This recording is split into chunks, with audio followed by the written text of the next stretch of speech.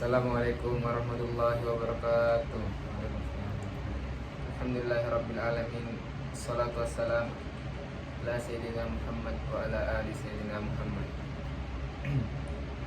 Baiklah, di sini kami akan mempresentasikan makalah kami yang berjudul Ajaran Sufi dan tokohnya Khauf dan Raja, Mahabbah, Makrifah, Hulul, Ittihad, Wahdatul Ulama.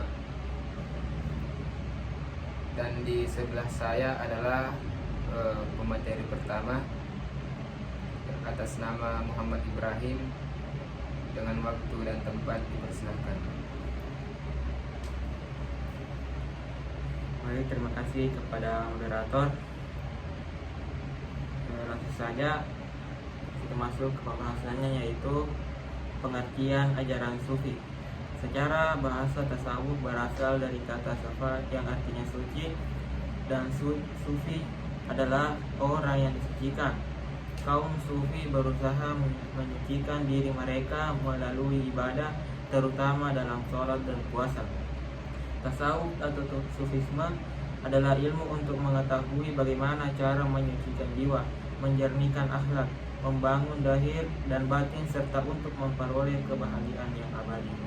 Secara istilah, menurut Imam Junaidi al-Baghdadi berpendapat, tasawuf adalah membersihkan hati diri yang selain Allah, berjiwa memadamkan semua ajakan yang berasal dari hawa nafsu, mementingkan kehidupan yang kekal, menyebarkan nasihat kepada umat manusia, dan mengikuti contoh Rasulullah SAW dalam segala hal. Ada beberapa ulama yang telah mendefinisikan istilah tasawuf, di antaranya ialah Abu Muhammad Jairi. Selanjutnya, Ruwaim berkata, tasawuf adalah membiarkan diri bersama Allah menurut apa yang dikehendaki Allah. Maksudnya adalah tidak meminta sesuatu dan tidak kecewa apabila tidak mendapatkan apa yang diharapkan. Menurut Abi Qasim, tasawuf adalah kehendakmu yang dipusatkan kepada Allah tanpa ada perantaraan. Sedangkan sufi adalah orang yang tidak pernah merasa susah atau mencari dan tidak pernah payah ketika senang. Selanjutnya B, yaitu Khauf dan Raja. Khauf artinya takut kepada Allah Subhanahu wa taala. Pengertian khauf. Secara bahasa, khauf berasal dari kata khafa, yakhafu khaufan, yang artinya takut. Takut yang dimaksud di sini adalah takut kepada Allah Subhanahu wa taala. Khauf adalah takut kepada Allah Subhanahu wa taala dengan mempunyai perasaan khawatir dan azab Allah yang akan ditimpahkan kepada kita. Cara untuk dekat kepada Allah yaitu mengerjakan segala perintahnya dan menjauhi segala larangannya. Dalam KBBI, khauf adalah kata benda yang memiliki arti ketakutan atau kekhawatiran. Khawatir sendiri merupakan kata sifat yang bermakna takut terhadap suatu hal yang belum diketahui dengan pasti. Sedangkan takut adalah sifat yang memiliki beberapa makna seperti merasa gentar menghadapi sesuatu yang dianggap akan mendatangkan bencana. Jadi khauf berarti perasaan gelisah atau cemas terhadap sesuatu hal yang belum diketahui dengan pasti. Adapun secara terminologi, sebagaimana diuraikan dalam kamus tasawuf, khauf adalah suatu sikap mental merasa takut kepada Allah karena kurang sempurna pengabdiannya. Takut atau khawatir kalau Allah tidak senang padanya. Khauf timbul karena pengenalan dan cinta kepada Allah yang mendalam sehingga ia merasa khawatir kalau Allah melupakannya atau takut kepada siksa Allah. Menurut Imam Quraisy, takut kepada Allah berarti takut terhadap hukumnya. Menurutnya, khauf adalah masalah yang berkaitan dengan kejadian yang akan datang. Sebab seseorang hanya merasa takut jika apa yang dibenci tiba dan yang dicintai sirna. Dan realita demikian hanya terjadi di masa depan. Menurut Sayyid Ahmad bin Zain al-Habsyi, khauf adalah suatu keadaan yang menggambarkan resahnya hati karena menunggu sesuatu yang tidak disukai yang diyakini akan terjadi di kemudian hari. Ibnu Jalal berkata bahwa orang yang tidak dikatakan takut karena menangis dan mengusap air matanya, tetapi karena takut melakukan sesuatu yang mengakibatkan ia disiksa karenanya. Ibnu Habib berkata, makna khauf menurutku adalah berdasarkan waktunya. yaitu takut yang tetap ada pada Allah saat ia dalam keadaan aman. Menurutnya, orang yang takut adalah orang yang lebih takut akan dirinya sendiri dan daripada hal-hal yang ditakutkan syaitan. Maka keluarlah Musa dari kota itu dengan rasa takut, menunggu dengan khawatir. Dia berdoa, "Ya Tuhanku, selamatkanlah aku dari orang-orang yang zalim itu." Ayat yang serupa dengan ayat tersebut yaitu surah An-Naml ayat 10 dan surah Al-Qasas ayat 33. Ayat tentang khauf yang lain diantaranya dalam surah Al-Zumar ayat 13, An-Nur ayat 37, Al-Insan ayat 10 yang menunjukkan ketakutan pada siksa hari akhir. Khauf berbeda dengan khasyah dan haibah. Khauf merupakan salah satu syarat imam dan hukum-hukumnya. Khasyah adalah salah satu syarat pengetahuan, sedangkan haibah adalah salah satu syarat pengetahuan, ma'rifat. Khasyah merupakan ketakutan yang hanya diperuntukkan bagi Allah. Khasyah adalah kekhawatiran yang disertai pengagungan, yang biasanya itu terjadi karena tahu dengan apa yang ditakutkan. Khasyah lebih khusus daripada khauf, karena khasyah adalah hanya dimiliki oleh orang alim yang mengetahui Allah. Haibah lebih tinggi lagi dari khasyah. Haibah berarti ketakutan yang terhormat, ketakutan dalam menghadapi keagungan Allah. Menurut Syekh Abu Ali Ad-Daqaq, ketika ketakutan tersebut merupakan tahapan khauf, firman Allah surah Nur ayat 52, "Dan barang siapa yang taat kepada Allah dan Rasulnya dan takut kepada Allah dan bertakwalah kepadanya, maka mereka adalah orang-orang yang mendapat kemenangan." Selanjutnya B. Macam-macam khauf atau takut. Khauf tabi'i, seperti halnya orang takut hewan buas, takut api, takut tenggelam. Merasa takut semacam ini tidak membuat orangnya dicela, akan tetapi apabila ada rasa takut ini menjadi sebab ia meninggalkan kewajiban atau melakukan yang diharamkan, maka hal itu haram. Selanjutnya khauf ibadah, yaitu seseorang merasa takut kepada sesuatu sehingga membuatnya tunduk beribadah kepadanya, maka yang seperti ini tidak boleh ada kecuali ditujukan kepada Allah Ta'ala. Adapun menunjukkannya kepada selain Allah adalah syirik akbar. Kemudian C, yaitu khauf sir, seperti halnya orang yang takut kepada penghuni kubur atau wali yang berada di kejauhan serta tidak bisa mendatangkan pengaruh baginya, akan tetapi dia merasa takut kepadanya, maka para ulama pun menyebutnya sebagai bagian dari syirik. C. Alasan manusia takut kepada Allah. Pertama, karena kekuasaan dan keagungan Allah. Yang kedua, karena balasan Allah. Yang ketiga, karena taufik dan hidayah yang diberikan kepada manusia. Yang keempat, karena rahmat dan minat yang dilimpahkan kepada manusia. Selanjutnya, yang kedua adalah raja, mengharap ridho kepada Allah Subhanahu wa Ta'ala. Pengertian raja. Raja secara bahasa artinya harapan atau cita-cita. Raja adalah mengharap ridho, rahmat dan pertolongan kepada Allah Subhanahu wa Ta'ala, serta yakin hal itu dapat diraihnya, atau sesuatu jiwa yang sedang menunggu mengharapkan sesuatu yang disenangi dari Allah Subhanahu wa Ta'ala. Setelah melakukan hal-hal yang menyebabkan terjadinya sesuatu yang diharapkan, jika mengharap ridho, rahmat dan pertolongan Allah, kita harus memenuhi ketentuan Allah Subhanahu wa Ta'ala. Jika kita tidak pernah melakukan sholat ataupun ibadah lainnya, jangan harap meraih ridha, rahmat dan pertolongan Allah Subhanahu wa Ta'ala. Selanjutnya B. Macam-macam raja. Dua bagian termasuk raja yang terpuji pelakunya, sedangkan atau lainnya adalah raja yang tercelah, yaitu yang pertama, seseorang mengharap disertai dengan amalan taat kepada Allah di atas cahaya ilahi, dia senantiasa mengharapkan pahala. Yang kedua, seseorang yang berbuat dosa lalu bertobat darinya, dan dia senantiasa mengharapkan ampunan Allah, kebaikannya dan kemurahannya. Yang ketiga, adapun yang menjadikan pelakunya tercela ialah seorang yang terus-menerus dalam kesalahannya lalu mengharap rahmat Allah tanpa dibarengi amalan. Raja yang seperti ini hanyalah angan-angan belaka, sebuah harapan yang dusta. C. Sifat raja kepada Allah Subhanahu wa Ta'ala. Yang pertama,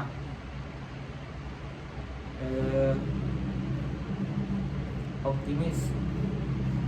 Optimis adalah memungkinkan seseorang melewati setiap warna kehidupan dengan lebih indah dan membuat suasana hati menjadi tenang. Allah berfirman yang artinya, dan jangan kamu berputus asa dari rahmat Allah. Sesungguhnya tidak berputus asa dari rahmat Allah melainkan kaum yang kafir. Selanjutnya yang kedua yaitu dinamis, adalah sikap untuk terus berkembang, berpikir cerdas, kreatif, rajin, dan mudah beradaptasi dengan lingkungan. Orang yang bersikap dinamis tidak akan mudah puas dengan prestasi-prestasi yang ia peroleh, tetapi akan berusaha terus-menerus untuk meningkatkan kualitas diri.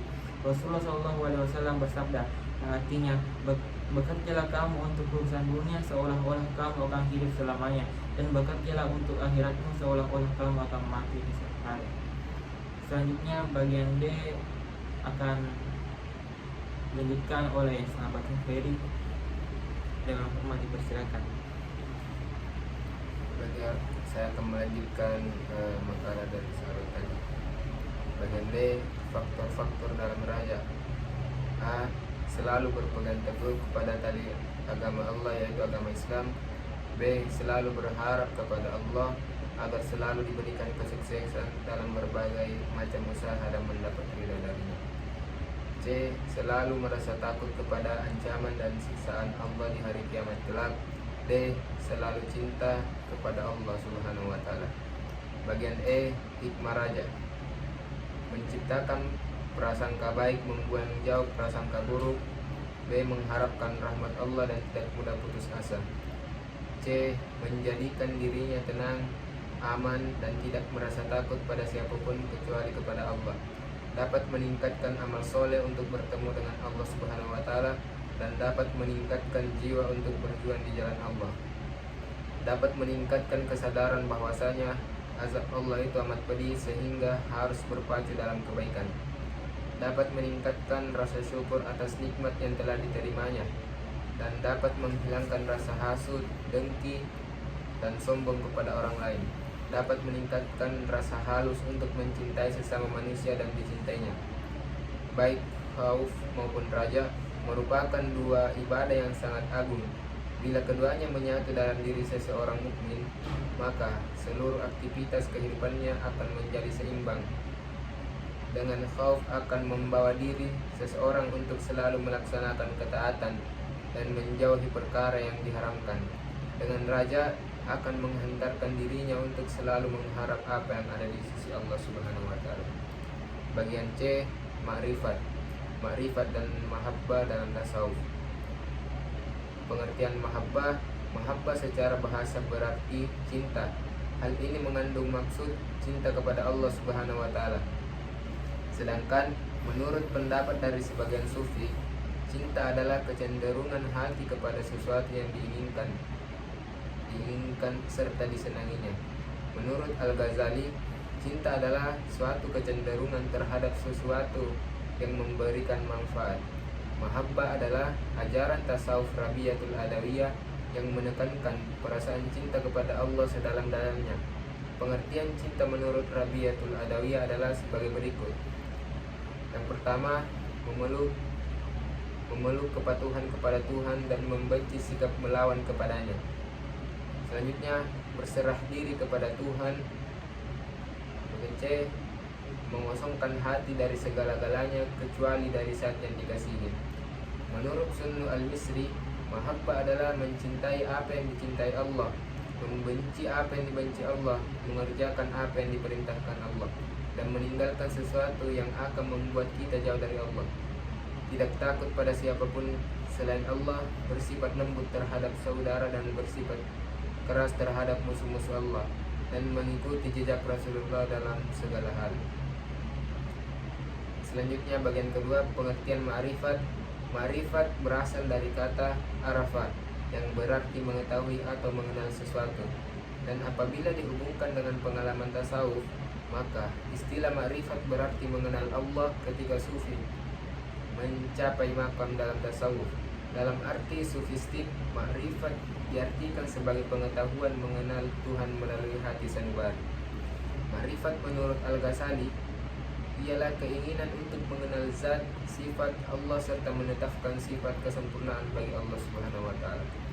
Dalam kitab Ihya Ulumuddin yang ditulisnya, disebutkan bahwa ada 4 hal yang harus dikenal dan dipelajari oleh seseorang yang bermakrifat kepada Allah, yaitu yang pertama, mengenal siapa dirinya sebagai hamba, maka ia harus menyembah Tuhannya. Yang kedua, mengenal siapa Tuhannya, maka dia harus disembah. Yang ketiga, mengenal dunianya, maka harus digunakan sebagai kesempatan untuk melakukan ibadah. Yang keempat, mengenal akhiratnya sebagai tempat untuk mempertanggungjawabkan segala macam perbuatan yang pernah dilakukan semasa hidupnya. Menurut Sunnun Al-Misriyah mengatakan bahwa pengenalan terhadap Tuhan ada 3 tingkatan. Yang pertama, pengetahuan awam, Tuhan satu dengan perantara ucapan kalimat syahadat. Yang kedua, pengetahuan ulama, Tuhan satu menurut jalan akal pikiran. Yang ketiga, pengetahuan sufi atau tasawuf, Tuhan satu dengan penglihatan hati satu sanubari. Pengetahuan menurut pengertian pertama dan kedua belum merupakan pengetahuan hakiki tentang Tuhan. Keduanya disebut ilmu atau bukan makrifat. Pengetahuan menurut pengertian yang ketiga merupakan pengetahuan hakiki tentang Tuhan, dan pengetahuan ini disebut makrifat. Tujuan hamba bermakrifat ialah untuk mendekatkan diri kepada Allah, mampu mengenal Allah dengan baik melalui sifat-sifat Allah, serta beriman sepenuhnya dengan sifat-sifat yang mulia itu. Dalam ibadahnya, seorang hamba yang bermakrifat kepada Allah berarti ia benar-benar sanggup mengenal Allah dengan mata hatinya yang bersinar. Ia mendekati Allah untuk mendapatkan rahmat dan kasih sayangnya. Nama lengkapnya adalah Rabia binti Ismail Al-Adawiyah. Sejak kecil beliau tinggal di Basra. Baiklah, mungkin itu saja makalah yang sempat kami presentasikan pada malam ini. Lebih dan kurangnya mohon dimaafkan. Akhirul kalam, wabillahi taufiq wassalam. Assalamualaikum warahmatullahi wabarakatuh.